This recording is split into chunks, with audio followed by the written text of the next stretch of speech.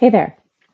So we are now going to do a little bit of specific introduction to breath work. We'll talk about specific anatomy, what the body's actually doing. We might break this into two videos, so we'll just see how this goes. All right. So in the most simplistic terms, breathing, right? We're inhaling and we're exhaling. The inhale is called inspiration, and the exhale is exhalation. Right. So we do this by either breathing in through our nose or in through our mouth. And we want to breathe in through our nose as often as possible. So that's what it's made for. The mouth is able to breathe, but it is a backup system. So we always want to breathe through the nose if and when possible. There's a really fabulous book called Breath by Dr. James Nestor, and I highly recommend it. He speaks about his research and his studies on himself and another scientist where they pack their noses really tightly and then tape them up so that they can only breathe through their mouths for, I think it's like 2 weeks, and how horribly it treats many, many systems within the body. It alters the size and shape of our sinuses, which alters the pressure and capacity within the head. But luckily, all these things are reversible. So if you are a mouth breather or if you snore, there is ways to change that. I know mouth taping is like a thing now for people at night, but it is important to breathe through our nose for so many reasons. But we can breathe through our mouth, but just think of that. Think about the breath through the mouth as specific breath work or as a backup system when we need it, right? When we're exercising or moving so much that we need to move more air, right? When we breathe through our nose, we have restriction. And when we have restriction, that slows down breath. And that can be helpful for so many different reasons, which we'll kind of dive into. But again, to start, just simply we're breathing in, we're breathing out. We want to try to do that through our nose, especially just in a unconscious day-to-day sort of breath to breath moment, unless we're playing around with things. So what we're doing is we're breathing in air. It's going down to the pharynx or the throat. And then it's hitting the trachea, which is going to be lower. And then it's going to branch off into these brachial tubes. And then within those tubes, there's going to be a left and a right one. And then there's going to be branches. So those are going to be like the brachiola. And then every single one of these, they look kind of like trees, right? Going out. They're just covered in all these little air sacs, these little alveoli. And there are approximate, it's kind of a wide range, but a ton of them. There's 300 to 480 million of these air sacs just covering all of these branchial tubes.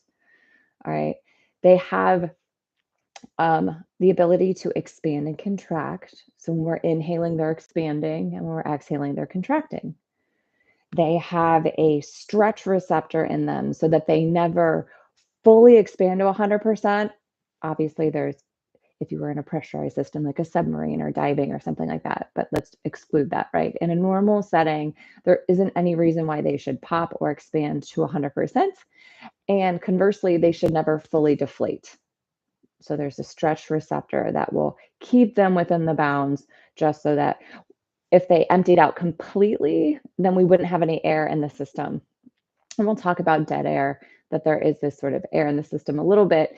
It just wouldn't be helpful air. And it would be a lot harder to then, if it was fully flat, that for them to then inflate and inflate enough to get enough air. So you always want a little bit of air in there, which it manages on its own. So you don't need to worry about that. Okay. So we've got the nose, we have the sinuses, we have the throat, we have the brachial tubes, we have the lungs. So on our left side, we have two lobes. We have a superior lung, which is quite large, the upper one, and then we have an inferior lobe, which is the lower one. And then we have it sort of wrapped around the heart. So that's why there's only two lobes on the left side. But again, the superior one is quite large. And then on the right side, we actually have three lobes. So we have a superior, a middle, and an inferior. They are not symmetrical, right? Because we have a heart on this left side, so it's not going to look the same. And then on this right side, we've got this massive organ called the liver. So it's going to be tucked up, and then we have the spleen, and then we have the gallbladder in there. So what's happening within the chest cavity is actually not symmetrical. So that's an interesting fact. It isn't something that you need to be super aware of like on a day-to-day basis, but maybe when you're working with someone and they have some asymmetries in the chest, there are going to be higher up. The dome is higher up for the diaphragm, which we'll talk about here in a second. But the torso is going to be cut into two parts. So we have the upper thoracic and then the lower abdominal. And they are cut in half by this diaphragm, right, that I was just mentioning. So this diaphragm is going to be like this huge dome, this huge tent or parachute shaped muscle that's incredibly strong, incredibly dense. It actually doesn't attach to anything but itself, which is kind of wild. It has one single hole where the esophagus goes through, and then some major other things that we'll talk about here, like the vagal nerve, the phrenic nerve, and the aorta. But so just the one hole, so it's pretty much this massive muscle, right? And it's dividing the torso in two. So the upper portion is where the lungs and the heart are. This is called or considered a gas chamber. And then the lower portion is where all the rest of our organs live. And this is considered a fluid or a liquid chamber. The fluid and liquid chamber is a closed unit, and this is considered a positive pressure.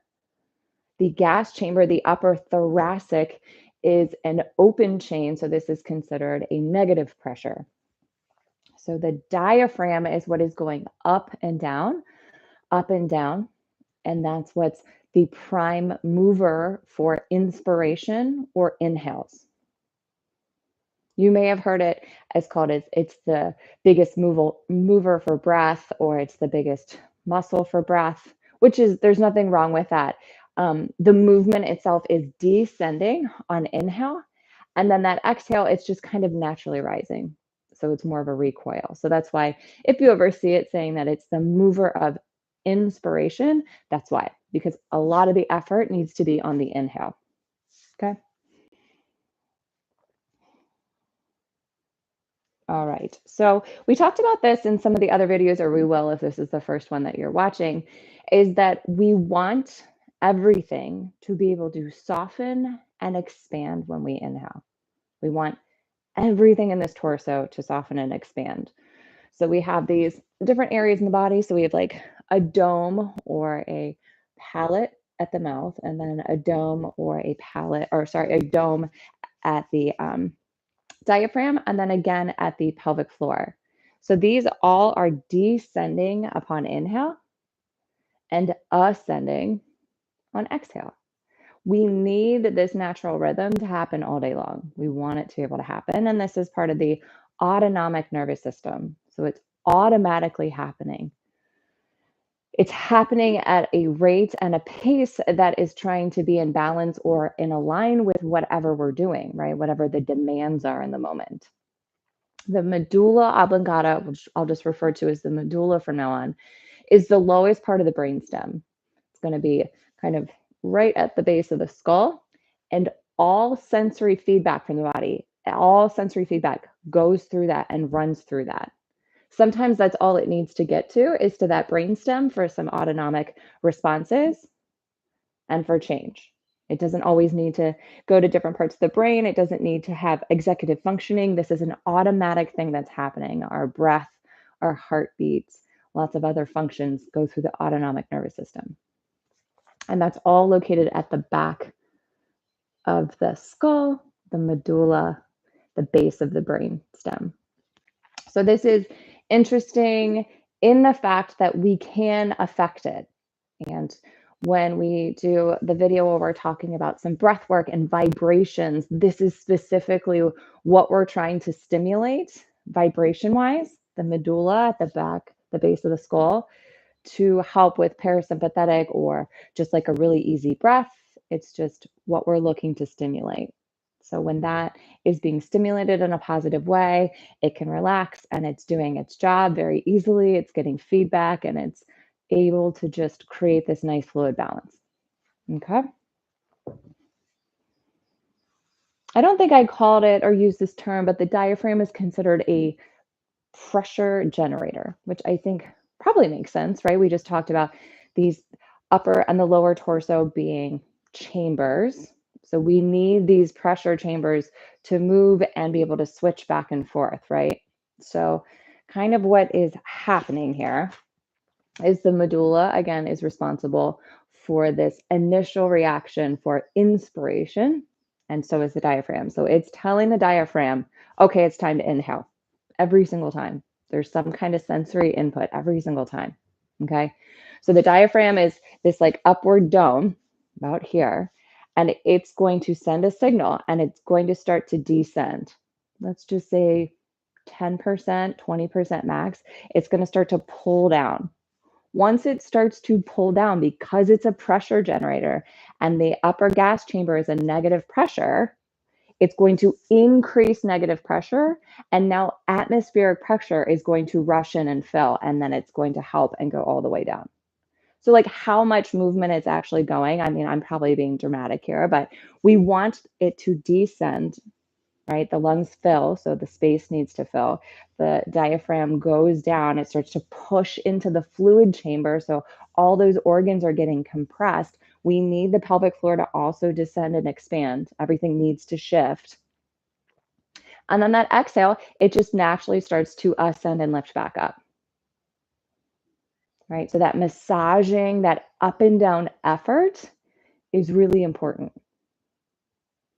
And we talk about it in the breathwork video. But just food for thought, if this is the first one you're watching, is that, you know, in a flow class or exercising, if we're always just squeezing in, we're kind of cutting off that capacity to soften and expand with every breath in. And I know I've talked to a lot of women about this. I don't know if this is just like a societal thing, but we tend to hug in our tummies, right? So we're often gripping and hugging in our bellies. And we're clipping off that natural need for the breath to descend and ascend. And then it's not allowing for this like lovely massaging every single time we breathe in and out. So it can just be important. Every time we inhale, we want everything in the torso to be able to soften and expand. So just something to consider. It's a big part. So we kind of talked about we have the left side, the right side, they're different. The diaphragm on the right side is going to be higher because it doesn't have the heart to deal with, but it does have this massive liver. And again, all of that's underneath the diaphragm. Okay, the diaphragm, it is not necessarily attached to anything muscular wise other than itself, because it flips and then attaches to itself on the back part of itself near the spine. But fascially, it's connected to everything it can touch that it touches around there. So it's attached to the pleura, which is the casing around the lungs.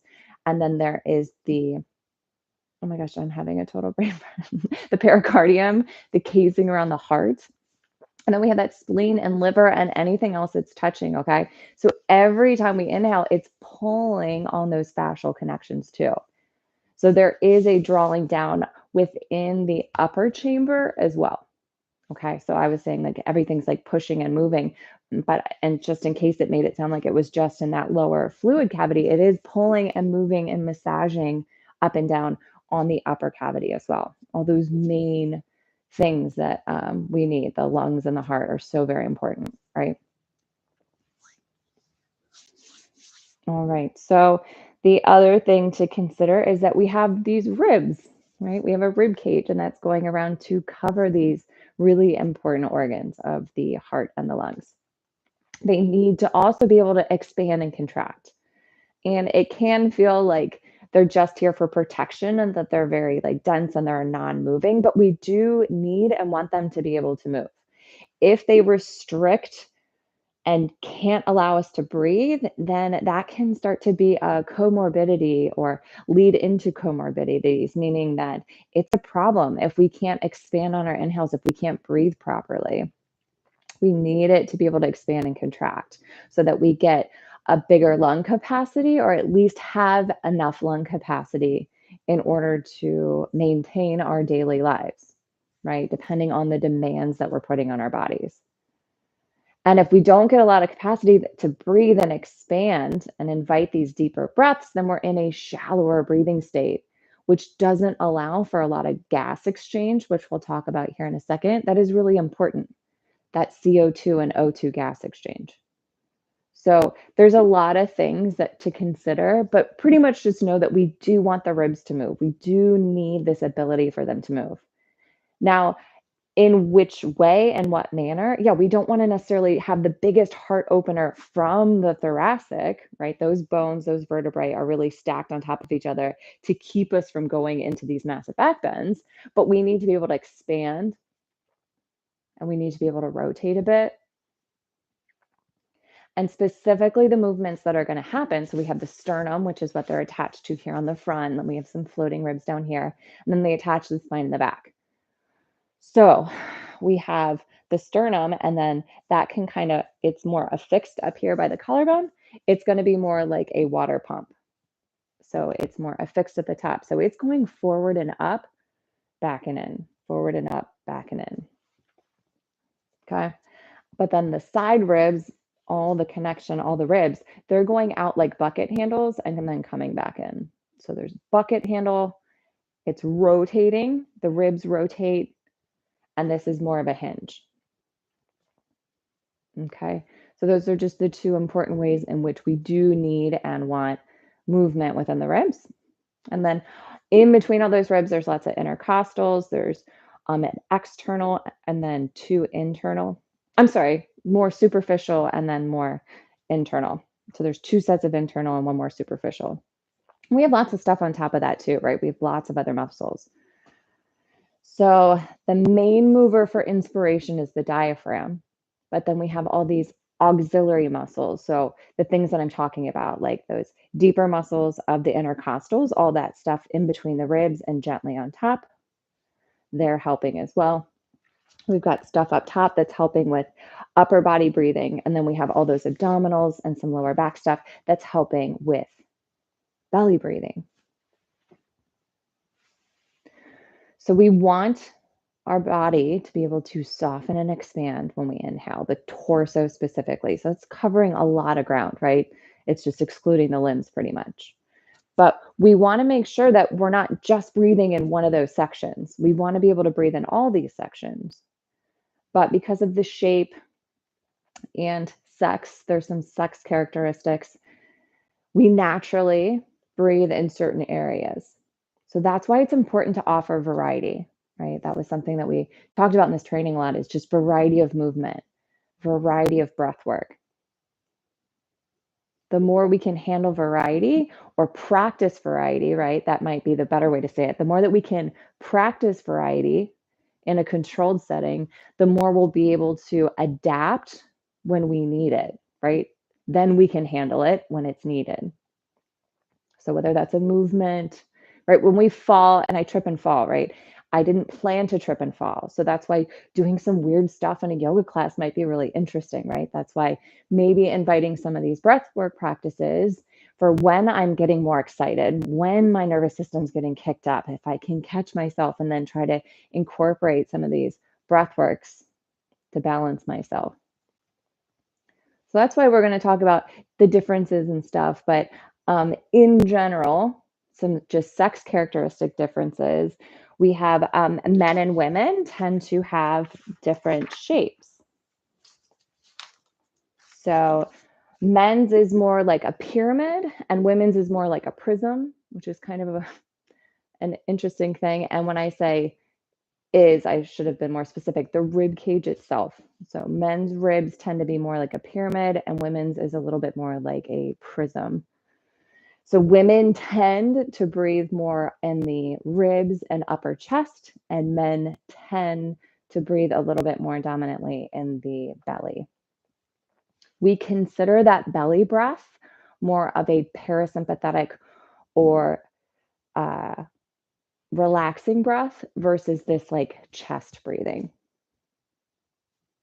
So what that means, if we think about it yet again, is that we want everything to soften and expand as we breathe in the whole trunk, the whole torso. So if we're only breathing up here, and this is where we're getting most of our movement, it's sort of like hiking the shoulders up maybe over time, or we're using the auxiliary muscles within the upper body more, and that can just create a lot of tension. And we're probably, if we're not breathing down here, then we're probably not getting a lot of that expanding and softening down there. And we want that to happen, right? So men's ribs tend to be a little bit more open at the bottom because it's like a pyramid, right? Sort of like a triangle. So they just have that more capacity to send breath down there a little bit easier. Again, as ladies, we don't want to always cinch in. So kind of soften your belly. Everybody consider softening your belly here and just trying to allow for this natural expansion in the belly, the waistline, the lower back. Notice if you're a back gripper, or notice if you're breathing into your shoulders a lot, breathing into your chest a lot. It can just be something to consider.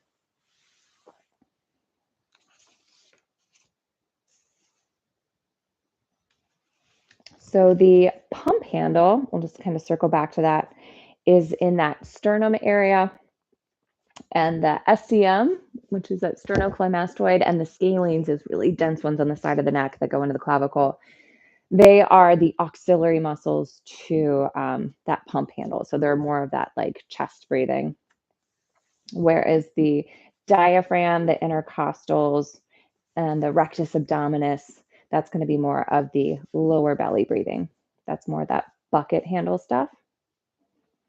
But honestly, anything on the torso, we could consider an auxiliary muscle or something that could be affected by the breath, right? So anytime you're messing with like a pose that's affecting the torso, you can be like, where are you observing the breath? Can you access breath here?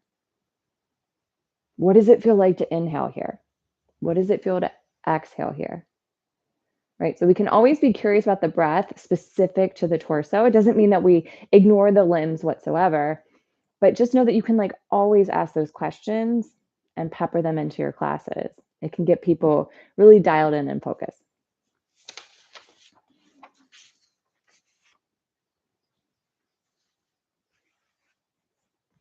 Let me see if there's anything more about that.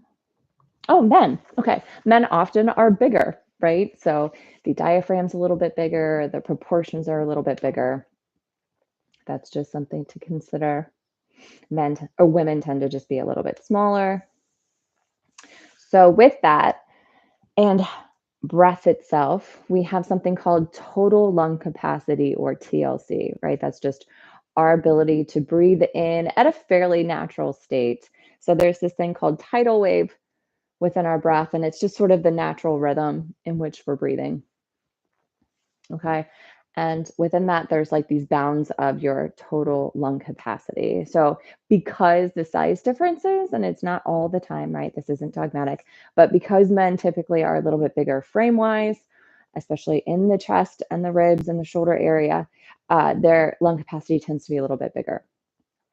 So just something to consider. But doing breath work, doing yoga, incorporating some of these practices, we can positively affect our lung capacity. And when we have restriction in the rib cage, when we have restrictions in the belly, when we're not practicing, when we have just this shallow breath and we tend to do it in the shoulders, right? That's going to restrict our total lung capacity. So we can play around with some myofascial or just yoga or just breathing practices. These are all adaptable things, right? Just because we have maybe a lesser or lower volume of lung capacity at this moment doesn't mean that that can't change. So it's just, again, something to consider, something that we can work with, right? Helpful to know because we can work with it.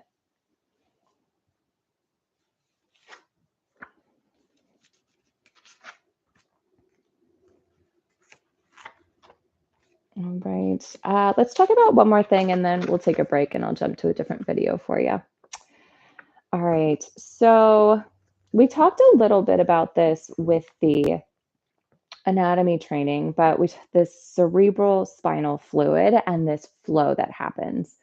So the cerebral spinal fluid, or the waste clearance of the lymph, the waste clearance for the nervous system.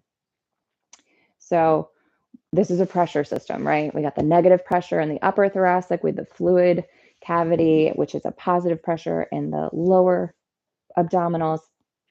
So it's going to pressurize the system differently, right? So when we inhale, we increase the negative pressure. The heart is squeezing and the blood is going away.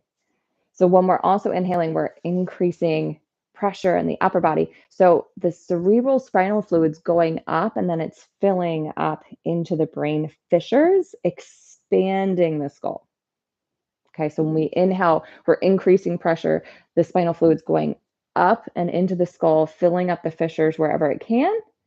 And then as we exhale, it's going back down.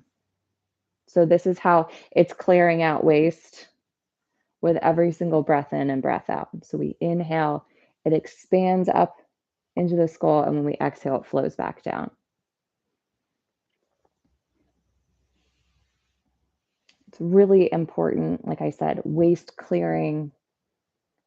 There's so many reasons why playing with our breath or being aware of our breath is really helpful for balance in so many different systems. It's not just about like it feels good, even though that's an awesome reason. And that can be enough, right? But just know that there's so many other things that are being positively affected by having a balanced breath. So that's enough. So sometimes we don't have to understand all the intricacies. We don't have to understand all of the micro stuff. We don't have to be able to regurgitate it. Sometimes just knowing that it's incredibly helpful for our ability to adapt and our resiliency in life. So just knowing that the practice of yoga, our meditation, this breath work, it's so profoundly important on so many different systems in our body that let that just be enough to interest you, want you to do it. Try not to get so bogged down in all the details with each and every, if that's possible. Okay, great. We'll take a little break. Next video, we'll talk more about like what's actually happening in some gas exchange and just some of the other things, a little bit more detail that is happening within the systems. All right, thanks.